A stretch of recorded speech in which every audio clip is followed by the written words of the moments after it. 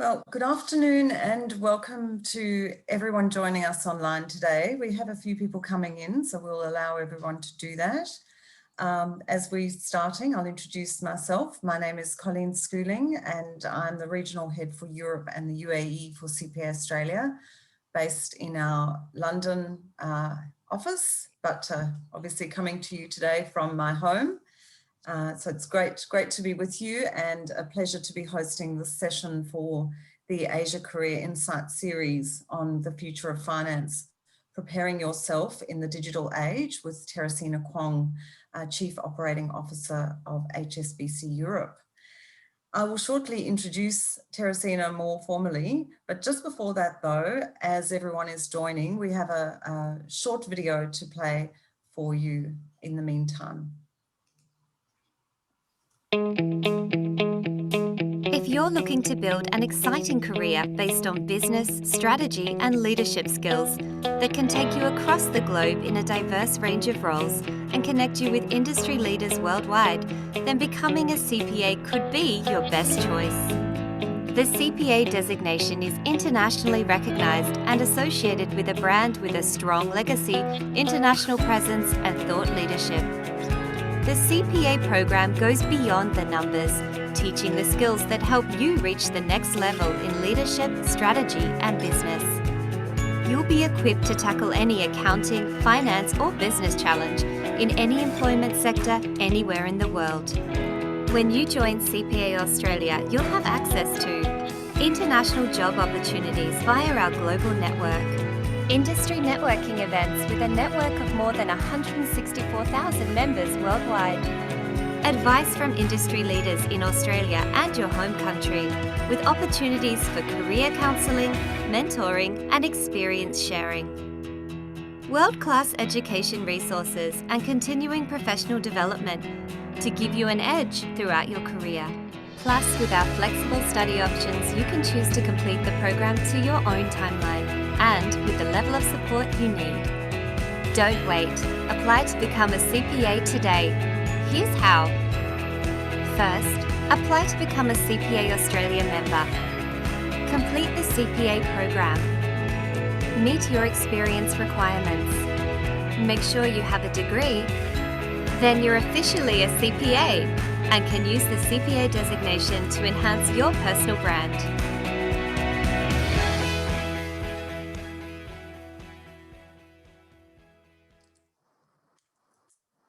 Thank you, Nan. Okay, I think we've got a good number of people here with us now. So firstly, I'd like to say congratulations to those of you who are joining us today. I think that in taking this opportunity as part of the Asia Career Insight series, you've certainly taken another important step on your own professional development journey. And at an early stage in your career, you're clearly seeking information and understanding about the world of work that awaits you, and you realise the value of networking and broadening your own network. You're already ahead of the game, so welcome again to everyone. If you joined us for our opening session, you would have heard me speak about the future of accounting. A global pandemic has changed the way individuals and businesses interact in almost all aspects. And new technology is emerging and has emerged in response to a new way of working, focused on connectivity and networking. It's also raised the profile and the importance of the accounting profession. Accounting professionals need to be at the front of it in order to be able to influence where we head with this technology and to be able to have a say in what businesses are going to do with it. So today we're going to be speaking about exactly this, the future of finance and preparing yourselves in a digital age.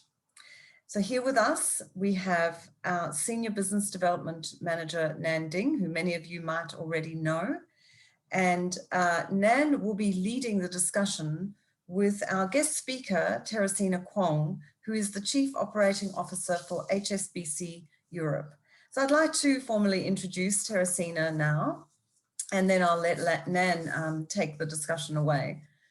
So Ms. Kwong joined HSBC in 2000 as a management trainee and has extensive international experience working in Hong Kong and London in wealth and retail banking, commercial banking and operations, services and technology management, host, that is known as, and has held country, regional and global roles. Prior to joining HSBC Europe, she was the Chief Operating Officer for HSBC China. In her current role, Ms. Kwong manages 8 functions with approximately 1,500 staff across Europe, that's spanning 21 countries. She leads firm-wide transformation programs while taking responsibility for the operational resilience of HSBC Europe. In addition, Ms. Kwong is the co-sponsor for HSBC Balance globally, co-sponsors Inclusive Culture for HSBC Host, and chairs the Diversity and Inclusion Action Group for HSBC Europe. Ms. Kwong was also named on the list of Yahoo Finance UK Heroes, Top 100 Role Model Women Executive 2020 for her contribution in driving gender diversity in the workplace. Ms. Kwong is a fellow of CPA Australia and she holds a Bachelor of Arts degree from the University of British Columbia, Canada, and a Bachelor of Laws degree from the University of London, United Kingdom. And she also holds a master's degree in business administration from the Chinese University of Hong Kong. She's a member of the Chartered Management Institute in the United Kingdom. And in her free time, Ms. Kwong participates extensively in corporate sustainability and community services, and she enjoys swimming, hiking, and music. With your background, Terecina, we are certainly in good hands for this very, very interesting discussion that I'm sure we're going to have today. So I'm going to leave it with Nan to have the discussion with you. And once again, thank you to everyone for joining us and enjoy the discussion. Thank you. Thank you, Colleen. Hi, everyone. Good morning or good afternoon. Welcome to CPA Australia webinar. Today, we are joined by a number of students studying business-related subjects, accounting, finance, economics, financial management, just to name a few. For those who are not majoring in those subjects, it might be the interest in financial sector that attracted you to join us today.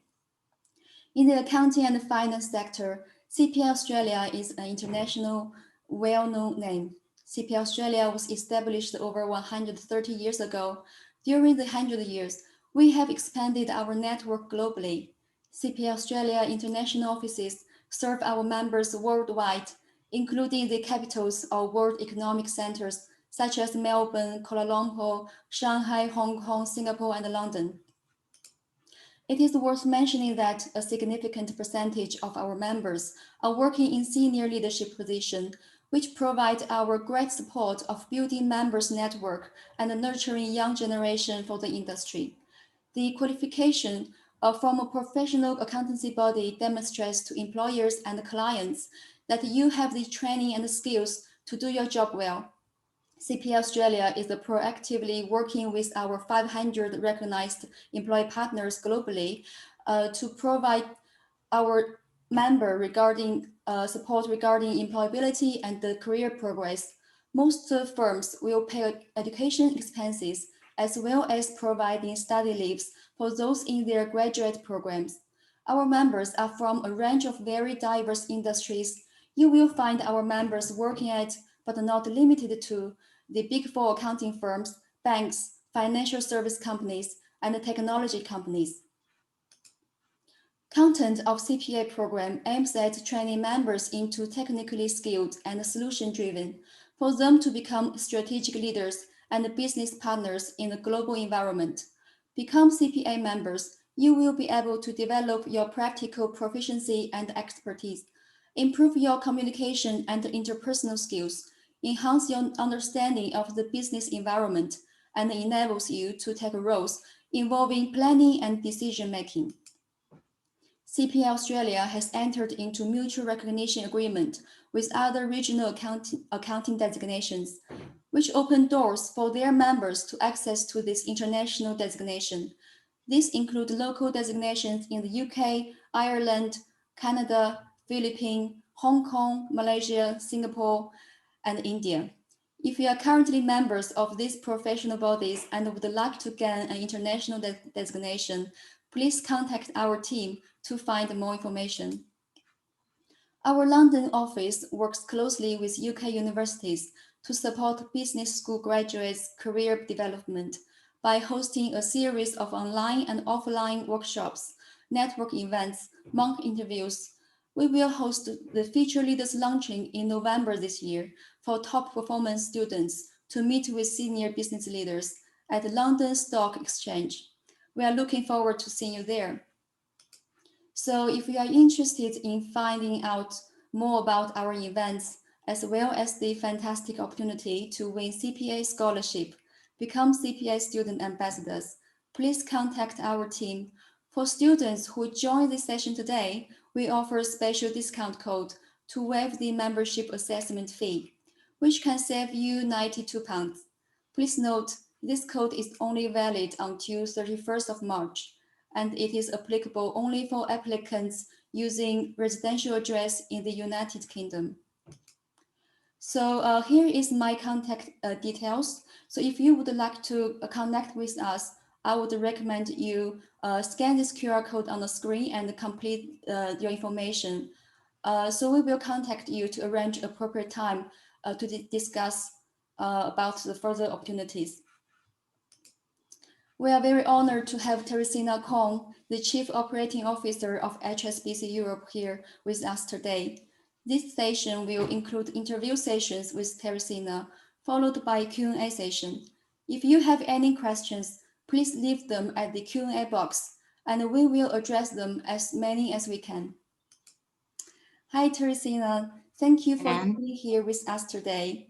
As we know that you have been worked for HSBC for over 20 years. From management training to the CEO of European division. So before starting with HSBC, you have studied in the UK for your bachelor degree as well. So would you mind to share with us your career journey? Happy to know. So just to say hello to everybody who's dialed in today to listen to this session, and hopefully you guys got to participate in the Q&A session as well. Happy to share. So in year 2000, which is almost 21 years ago, I joined HSBC. And ever since I joined as a management trainee from Hong Kong, then I start to get involved in many different business areas. So in the first few years of my career, I basically spent time in Hong Kong, in commercial banking, in retail. And 6 years in joining HSBC, then I started moving into regional jobs. And then around 10 years ago, I started moving into global roles. As Colleen's mentioned earlier, before coming back to London and doing the role as the Chief Operating Officer for HSBC Europe, I was the Chief Operating Officer in HSBC China, in which I've got the opportunity to lead an excellent team. And it's well proven because we were the first market who go through COVID-19 in 2020. So for many of you, probably it's not very kind of close to understand what is the role of a Chief Operating Officer. So I'm more than happy to kind of elaborate a little bit more on this and share with you why I like this job so much. So as a Chief Operating Officer, I'm basically responsible for, if you kind of think of it more so in simplistic term, is the running of the bank, essentially, right? It's about when clients and bank customers want to interact with HSBC, be it at a country level or regional level. I need to make sure that all the channels, for example, internet banking, call centers, branches are operating. Our systems are well, our technology is fit for purpose, but also on an ongoing basis, how can we make sure that we are ensuring that our system are safe and sound? So we spent lots of time also to look into, for example, the cybersecurity space, doing monitoring, but also at the same time, it's really important to ensure that we're in compliance with all the markets in which we operate in. And that's the reason why on my day job, I manage 21 countries in Europe, including the UK wholesale side of the business. And it's cutting across technology, operations, corporate real estate, so all the buildings and branches in which we operate in, and also responsible for transformation programs. For example, like Europe, we're going through a massive big round of transformation to make sure that the bank is fit for purpose and future. And that's the transformation exercise I do for Europe as well. Great. Yeah, that's such a big role. So for the students here today, they might be curious to know that what are your reflections of the early years in your career? In other words, what advice would you give to young graduates who are just about to start their first job? Sure, yeah. So I'm pretty sure that the education and exposure to the world now 20 years after my first joining the working force is definitely different. But the way I want to share it is, banking for me was really new 20 years ago, right? So I studied econometrics at school. I did an MBA in business administration. But for me, banking is actually quite foreign. What exactly do they do? There are so many different departments within the bank. Hence, I joined the management trainee program, thinking that I would get a better understanding of various different parts of the bank and be able to make a choice later on in my career in terms of which area I like the most, right? So some advices I would give people kind of start looking for jobs, be it in the banking industry, financial industry, or in different industry, is you kind of need to kind of step through it with an open mind. Because what you perceive to be a job might be different, depends on how that particular organization is, what is the culture of the organization, and also what are the roles in which you're doing. And that's the reason why I quite like times I spent with HSBC, because in the past 20 years, this is actually my 15th role with the organization. So I got the opportunity to move around not only geographically, because I was based out of Hong Kong, then in London, then back in Hong Kong, and then Shanghai, and now in London again, but also across many different departments within the bank as well.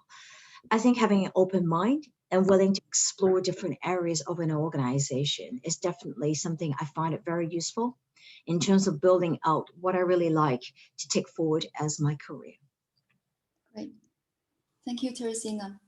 So the next question is about the core skills.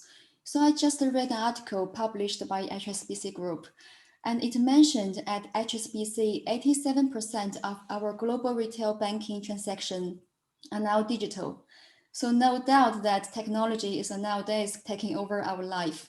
So what core skills do you recommend finance professionals to have in the digital age of finance? Now, that's a very good question, and I think if you asked me this question 12 months ago, I probably won't have as much insight as now, because I think digitalization and automation is a journey and evolution in which many of us experience in the past many years already, right?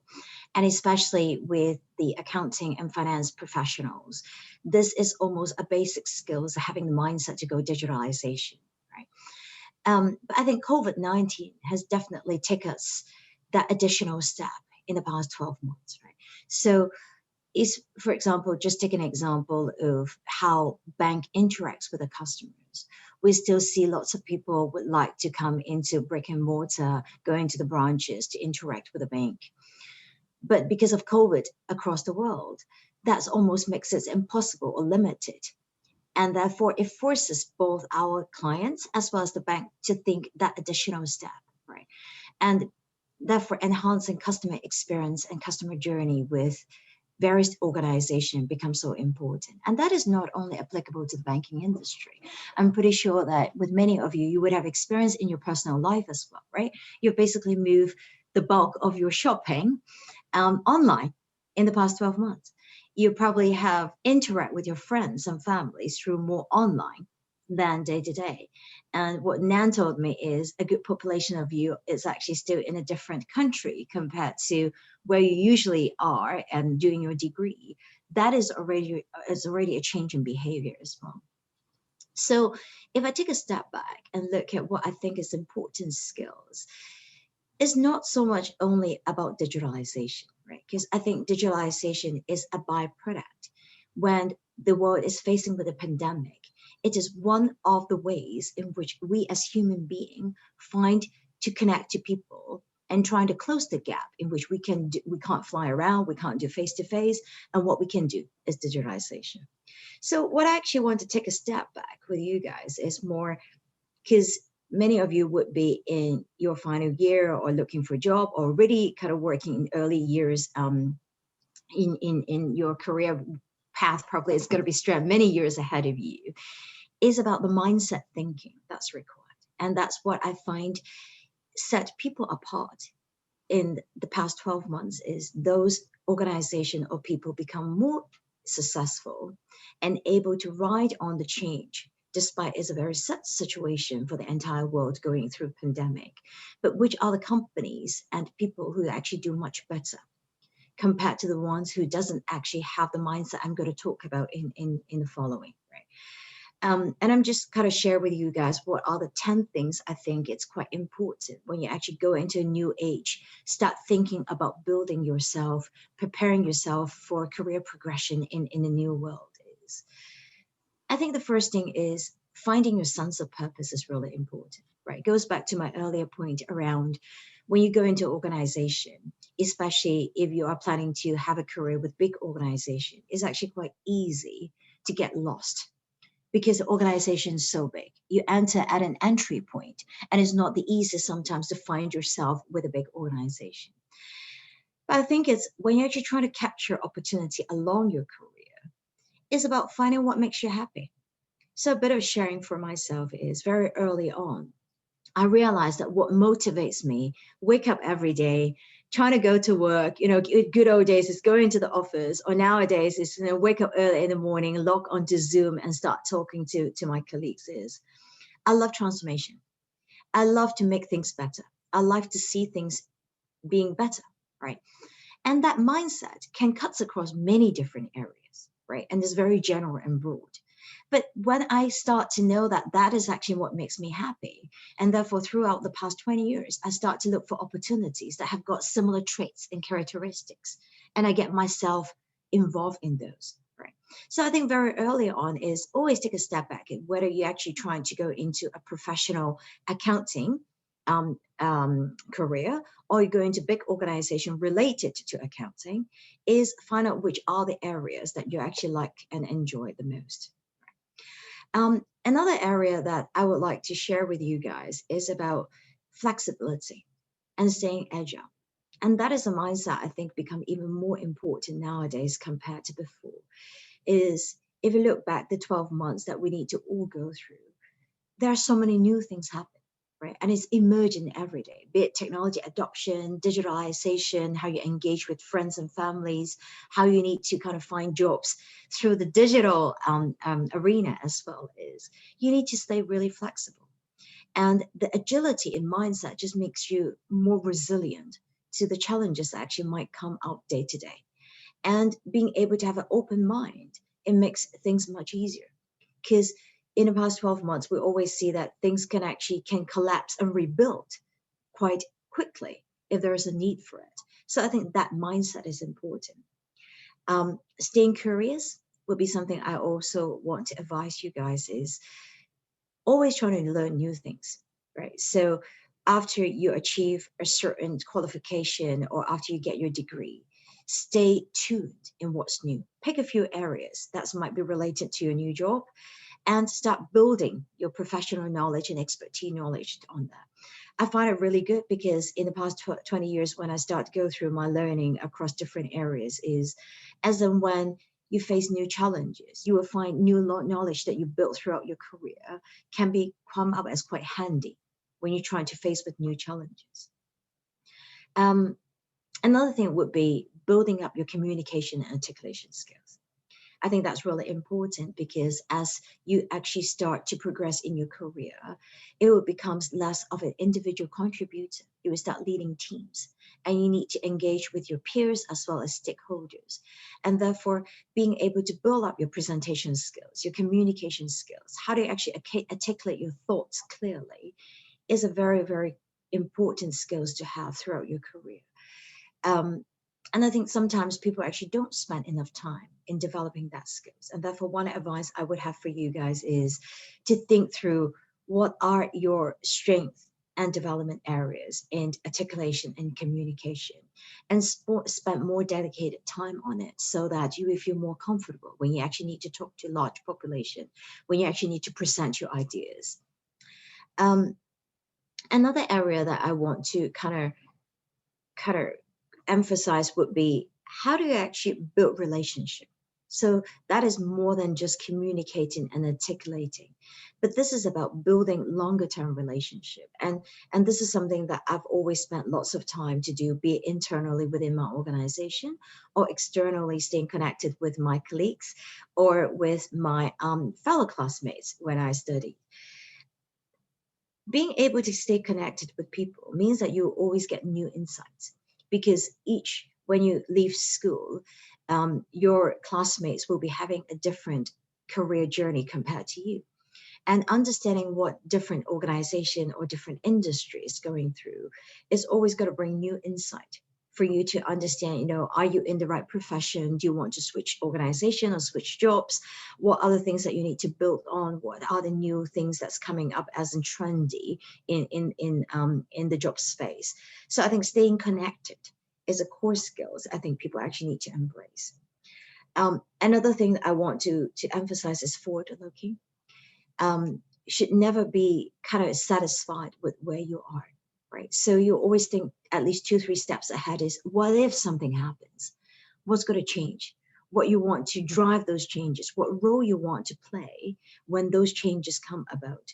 And having different scenarios that you play through in your mind can get you much more prepared when new opportunities come up. The last thing I want to highlight is emotional resilience, right? So that's also linked to the agility that I talked through earlier. Emotional resilience is about your ability to absorb changes and the ability to absorb pressure when it comes through. And I must say that in the past 12 months, I experienced that a lot myself, right? So when I was in China, the first time we see that pandemic start unfolding in China, we are the first country in the world facing this. Nobody can tell me what to do. Nobody can tell me what exactly this particular pandemic is going to look like. And therefore, it requires me to make lots of decisions on the ground, to lead people with me, and to make sure that we keep the bank safe, to keep our clients safe, as well as working with the regulators on the ground, right? And there are lots of pressure. But how do you actually be able to absorb that pressure and bring people with me along the way, and therefore enabling to kind of make sure that when I make decisions along the way, we're taking all those elements into consideration. I think it's a very learning experience for myself. Hence, I kind of highlight the importance of emotional resilience on this. So if I need to summarize now, sorry, a long answer to a short question is, I think the key is stay ahead of the game. Things I really highlighted is you need to think at least 2-3 steps, or, for the audience here, is to think 3-5 years ahead of where you are, where you want to be. What do you see yourself as successful in life? See, I'm emphasizing successful in life, but not only career, because career is only part of your life, right? You need to really think through your entire life journey and think about what other steps that you need to take to achieve that goal is actually quite important in today's age. Thank you very much, Terecina. I think those answers will not only benefit students for their job application, but also benefit them for their whole life. So the next question is, many accountants entering the profession are curious about the benefits of becoming a certified practicing accountant, so they can decide if it's worth dedicating the time and energy towards pursuing this achievement. So the certification process can certainly be very demanding, but the success confers several notable advantages. As a fellow member of CPA Australia, in your opinion, what benefits does a CPA certification give accountants, especially regarding career development and employer demand? Yeah, more than happy to share. And I see benefits come through in many areas. Let me break it down into 2 buckets, right? No matter what role you do in an organization, financial management is core to the commercial world, right? Having the basic knowledge, understanding, being able to interpret any results, accounting statements, being able to make sense of numbers, I wouldn't even say that it's only an accounting job. It is a job that everybody expected to master when you're actually in a leadership position, right? So I think getting certification is a very good journey to go through, is to make sure that you have got the foundation right. And therefore, when you are in a role that you need to present your numbers, present your plan, present an investment case, you have the confidence and be able to articulate and present your case in a professional manner. I think you can actually go a long way, and being able to set yourself apart from those who doesn't have a more structured training around the financial management and being trained in the accounting space.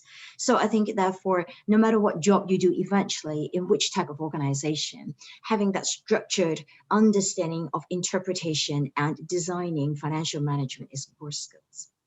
The second bucket that I want to highlight is the more senior you get in the organization, having a professional qualification does set you apart as well, because that adds to the credibility of individuals, right? Because to Nan's point is, when you actually go through the certification process, when you actually need to take exams and to be able to accumulate those hours that you are dedicated to the particular requirement, it proves that you've actually got the discipline and the recognition from a worldwide recognized accounting body, right?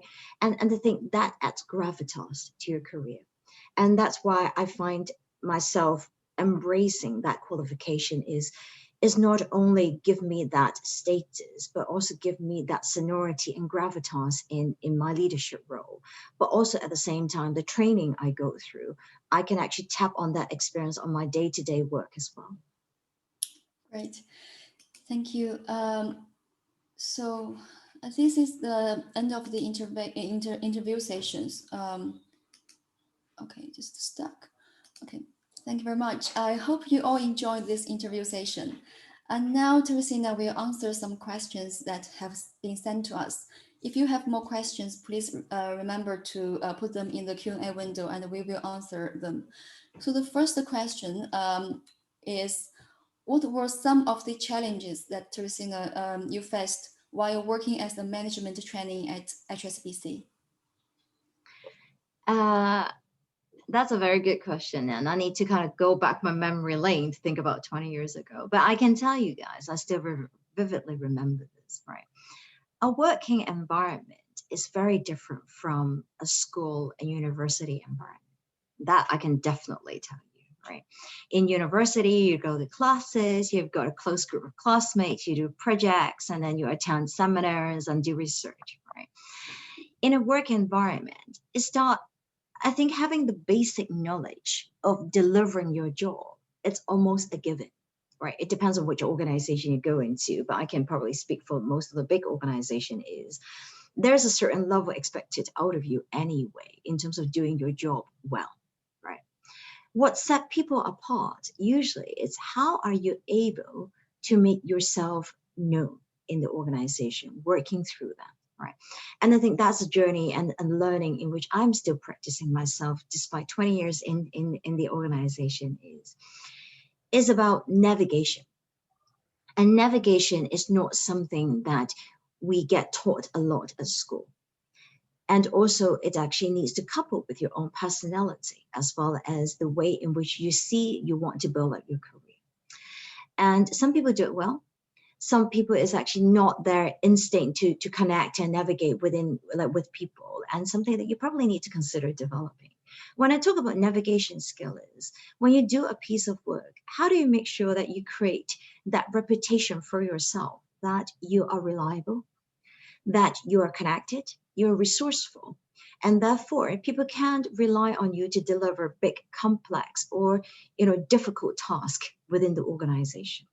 So I think that would be the biggest learning I have is when I transit from school environment into working environment is the whole new realization of to be successful in a big organization. It is not only about the basic skills and the basic knowledge I have, but to build up the people management, the stakeholder management skills that I need, which benefit me throughout my career. Great. Thank you. And the next question is about your role. So what's the most gratifying part of your role? Maybe which part do you enjoy the most? There's two parts to it I really like, right? So one, despite I'm talking to you all, I'm by nature not someone that loved talking to big crowds, right? So it wasn't me. Because when I was at school, I don't need to do it, right? And also early on in my career, I don't need to talk to lots of people. But I like interacting with people, right? Goes back to my point is I find talking to people enhance my knowledge. Being able to listen to people help me to understand what challenges people are facing. If I look back that within my career, the biggest turning point, or I think enlightening moment for me, is when I moved from a regional role into a global role around 10 years ago. When I move into a global role, I need to manage teams across 30 markets that HSBC operates. And I've got the luxury and benefit to be able to travel to most of those markets and meet my team on the ground. And that's what's really a daunting moment for me, because as someone who's born in Hong Kong, studied in Vancouver, but also started my career in Hong Kong, I always work in a more developed metropolitan culture environment. Right? When I start to travel around the world, I do realize that different people from different cultural background might have different challenges when they work for HSBC, which is the same brand, right? Because in some of the markets, obviously, we're not as competitive as some of the local competitors in which we have. But also, it's just the sheer fact that, so for example, like now, when I'm talking to you, we all come from different backgrounds. And therefore, it's so easy to assume that we might have the same understanding despite we're talking the same subject, but we cannot be because we've got different education background, we've got different culture, we speak different languages. And that's what I find it fascinating, is when you start to get to know people, you realize that what some of the constraints or challenges people are facing, it helps me, myself, to be a better person. So even today, every week, I dedicate time just talk to colleagues around the world, not only within Europe, right? And I throughout, because I've only been enrolled for 6 months in Europe, but what I always find that I learned something when I talk to a Polish colleague, when I talk to a colleague in Italy, I talk to a colleague in Greece. It just helped me to enrich the understanding, and I find it fascinating. The second part of my role, in which I really love, as I shared with you guys earlier, is I get involved in so many different spectrum of things. And therefore, you know, as a chief operating officer, there isn't really a dull day in my life, right? Because you wake up, something would have gone wrong, something needs fixing. You need to think about strategic execution. And I love the variety the role brings to me. Yes, that's wonderful. I also think many students ask similar questions. So they just feel a bit confused when they first start their job. And yeah, it's really helpful for them to know that you have the similar challenges in your early time of your career. So then I did pick up one of the questions from the attendees, in which I love to answer. Right? So someone is asking, being a COO or senior position require lots of sacrifice, like spending time on family or free time, right? So what motivates me? And this is actually something I'm quite passionate to share with people here, because you never know what you get yourself into when you apply for a job. And I'm trying to do a bit of sharing on this. I've been sharing this with lots of people as well. So if you're okay, I just want to take this question. Yeah.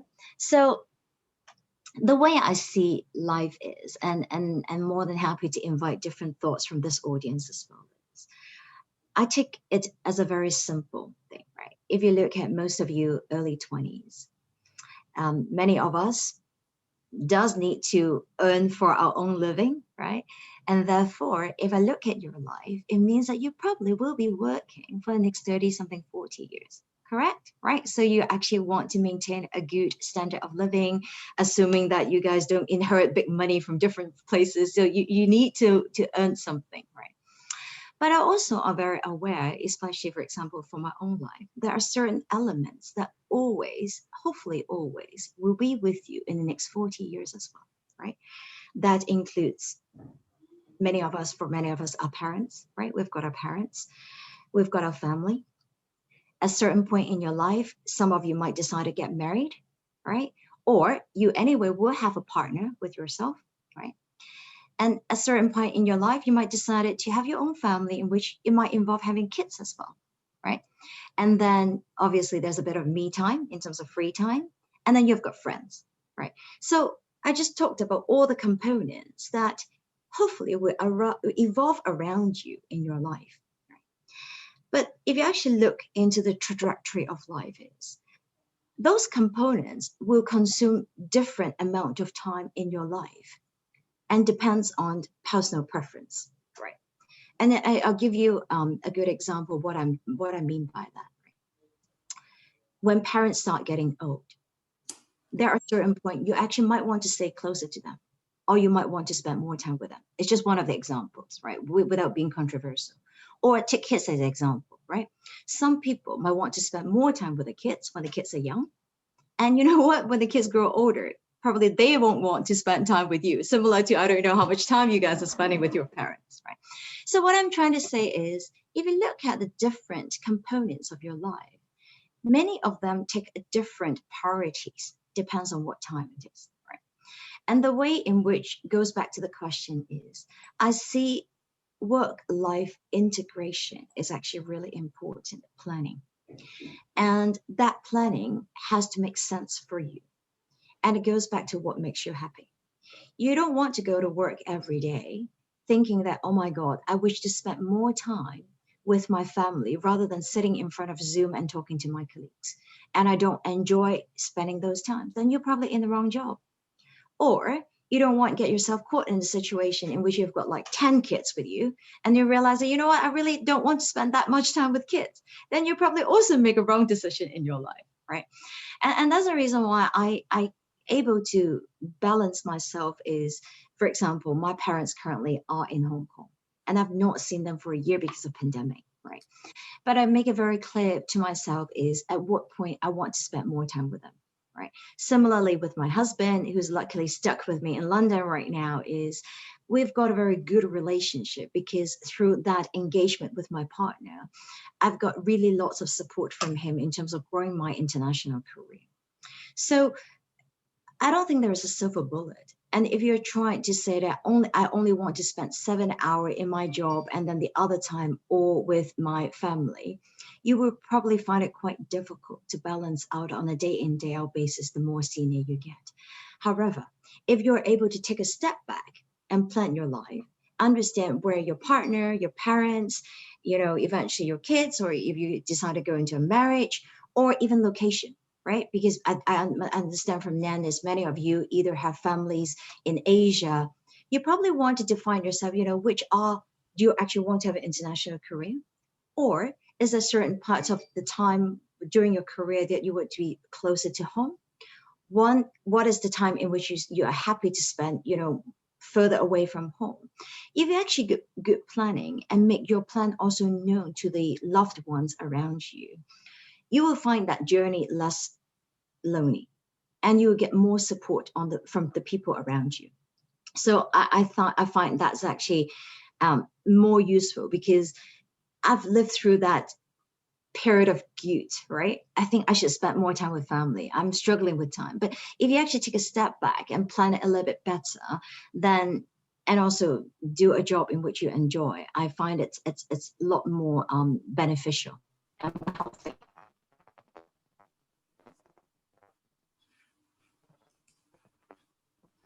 Hi, Terecina, can you hear me well?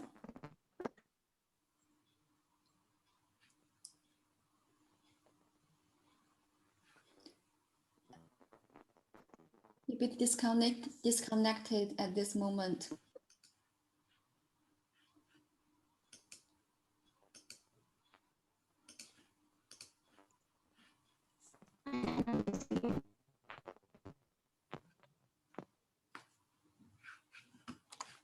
Hi, Nan.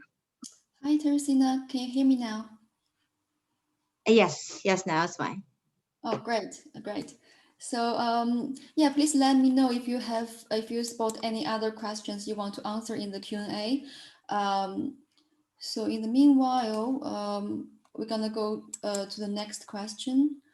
And it's about the key skills. I think you already answered these questions in our interview session, but there are some students, they are maybe they are not majoring in accounting, and they are just wondering maybe for interview, what kind of key skills it can make them more employable, to set them apart from other competitors. So it's not about their grades or what they are majoring in. It's maybe other like a technical skills or like softer skills. Do you want to talk about this briefly to let the students know? Yeah, so I'm actually going through the questions, and I can almost sum up the questions in a few areas.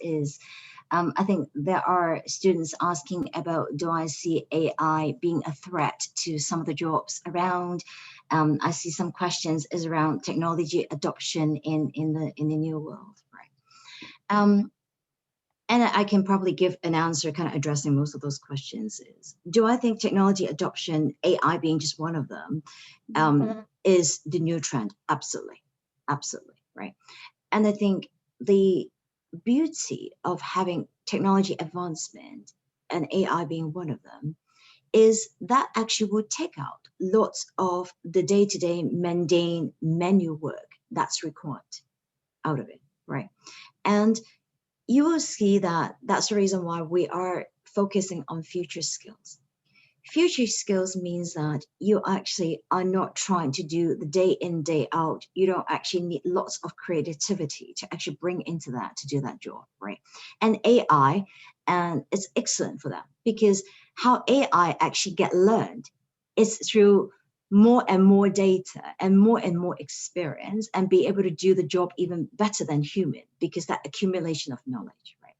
But what sets humans apart is if we're able to develop skills that you can actually have forward looking, able to predict what can be the future and start strategizing that is something probably very difficult, more difficult for AI as a technology to replace, right?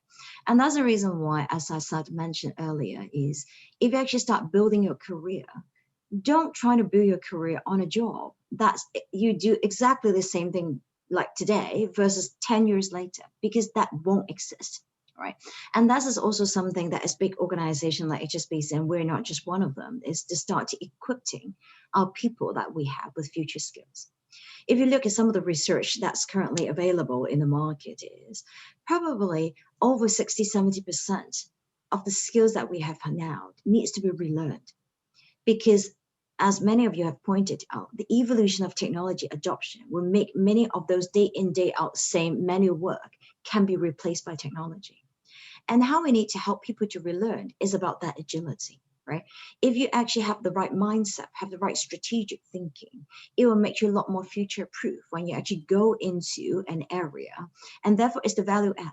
You want to make sure that you're in a position that you are managing the adoption of AI, but you're not, fearing that the AI can replace the human job, because technology adoption is something that inevitable. It will come along.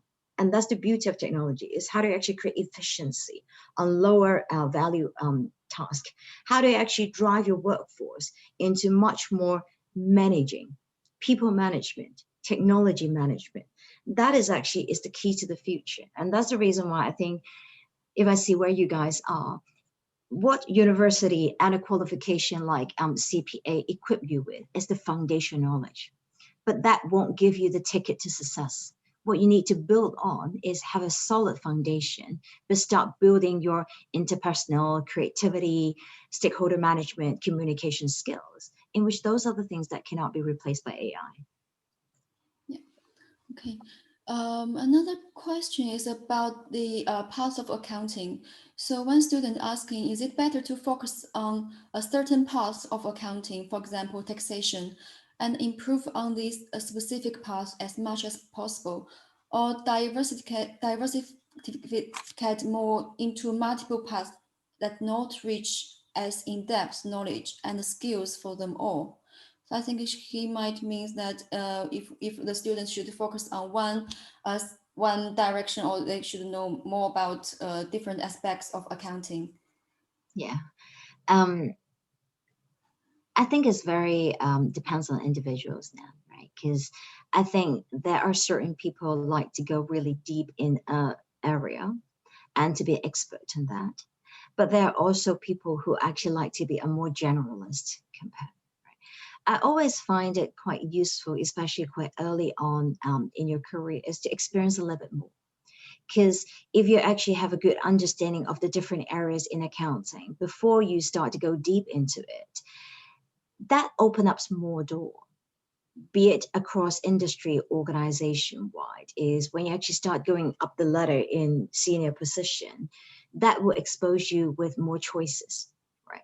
So I've seen lots of people who's actually go deep in a certain area, but still able to move around in different roles when they get more senior. But I think for those who's actually got a foundation of knowledge across more and more areas, does tend to have more opportunities easily available for them. So I think given how early on most of you are, I think it's probably worthwhile to think about, spending the next 2-3 years, whatnot, to get a deeper understanding across, then pick the area that you want to specialize in. That will be my personal advice. Okay, thank you. Next question is, a student said that he wants to go into investment banking. Would he need to get an accounting certification? So he's not sure if that's necessary. Yeah, so I think this actually goes back to my earlier question around why I find having an accounting qualification helpful, right? So if you just look at the minimum requirement going to investment banking, no, you don't need that qualification. That's for sure. It depends on which role, but if you're trying to go into an analyst role, that won't be a requirement.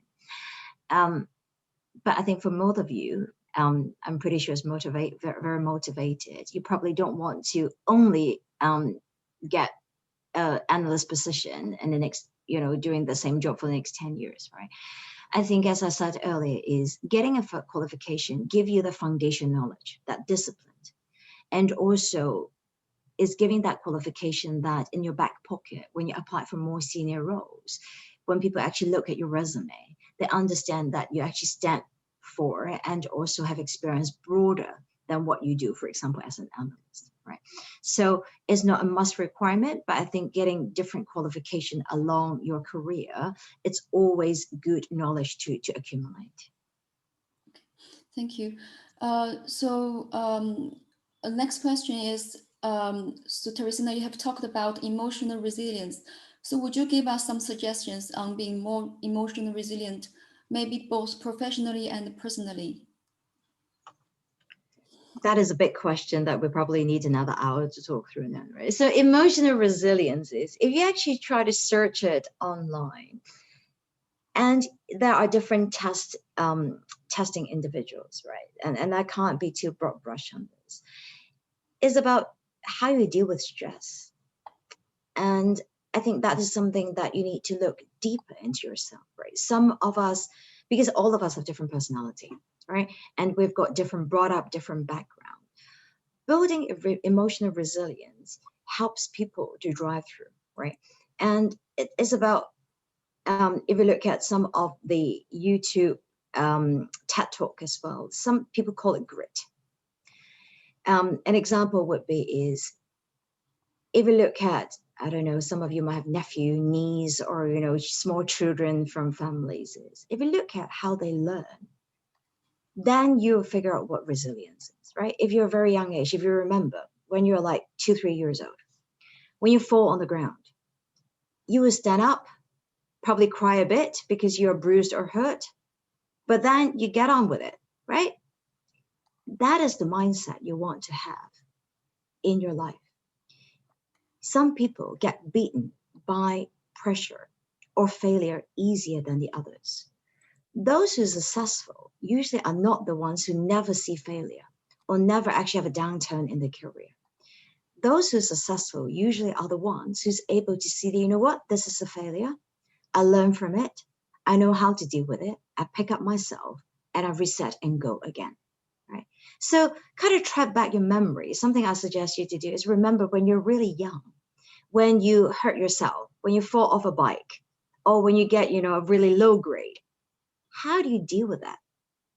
And do you want to be the same person as you are 2-3, you're having the same mindset. And that what I called as in your resilience, right?